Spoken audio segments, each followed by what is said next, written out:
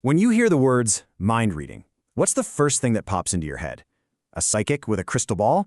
Maybe a superhero from a comic book? Well, today we're going to dive into a completely different kind of mind reading.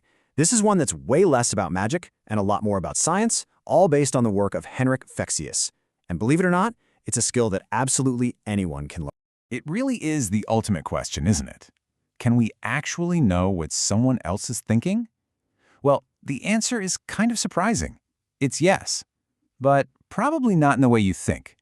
It has absolutely nothing to do with psychic powers. So let's just get this straight from the get-go. We are not talking about some kind of supernatural ability here. The reality is that mind reading is a learnable skill. It's something you can practice, something based on careful observation and a real understanding of psychology.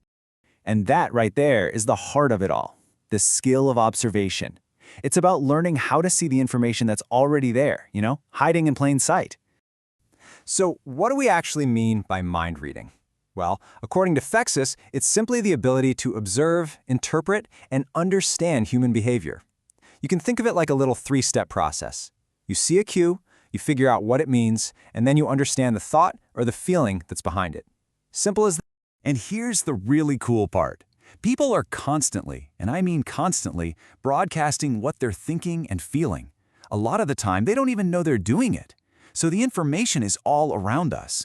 The only question is, are we actually paying attention? Ultimately, getting good at this isn't about learning some secret mystical formula. It's really just about sharpening your focus and shifting your attention to all those little subtle cues that show you what's really going on under the surface. Okay, so if it's all about observing, what exactly are we supposed to be looking for? Well, all this unspoken information really comes to us through 4 key channels. All right, here they are, the big 4. First up, body language. Are they leaning in, totally engaged? Or are their arms crossed, putting up a barrier? Second, facial expressions. You've got to look past the obvious smile. Did you catch that super quick flash of contempt, that tiny curl of the lip? Because that tells you how they really feel. Third, tone of voice. Do their words match their tone? If someone says, "I'm fine," but their voice is flat and has zero energy, well, that's communicating something completely different, right?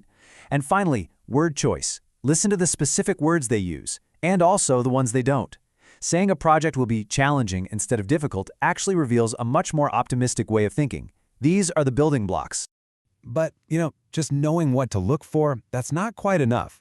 The most critical change you have to make is an internal one. It requires this huge shift in your mindset during a conversation, where you go from just reacting to what's said to purely observing. I mean, think about the last conversation you had. Were you really, truly listening? Or were you just kind of waiting for your turn to talk, already planning your perfect response? For most of us, that's our default mode. We're always thinking about what we're going to say next. Now, let's flip that. The observational mode is the complete opposite. You shift your focus 100% onto the other person. You basically become a data collector, just absorbing everything they're revealing through those 4 channels we just talked about. And here's the thing. When we're stuck in that default mode, there's a real cost. When our brain is so busy coming up with a reply, we are basically blind and deaf to almost all of the real information being shared. We might hear the words, sure, but we totally miss the meaning behind them. So let's bring this all together. This isn't some far-fetched, impossible idea. This is a practical superpower that you already have. It's all about tapping into a skill that's just been lying dormant. And just to be super clear again, this has nothing to do with mysticism. These ideas are all grounded in solid psychological reasoning. The study of human behavior, nonverbal communication, and how we interact. It's a science, not a seance. Now, there is one little catch. While all these ideas are pretty easy to understand, getting really good at this takes some conscious effort.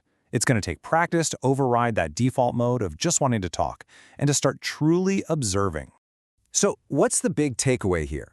Mind reading, when you think about it as the skill of observing human behavior, isn't some special gift for a chosen few. It is a practical, learnable skill that is available to every single one of us. So I'm going to leave you with this to think about. The next time you're talking to someone, a friend, a coworker, anyone, just try it. Try shifting into that observational mode, even for just a minute.